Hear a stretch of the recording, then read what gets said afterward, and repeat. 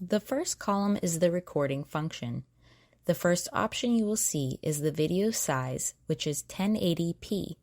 This is what we set the camera to when it leaves our operations center.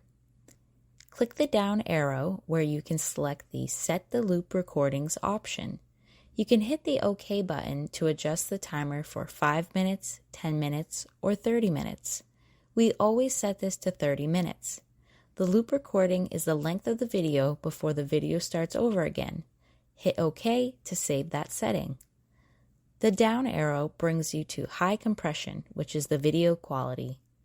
Next is the sound recording, which you can turn off or on. If you hit the OK button, you can toggle back and forth between having the sound on or off. We always set the control box to have the sound on when you first receive it. The down arrow takes you to the exposure level to adjust the video quality.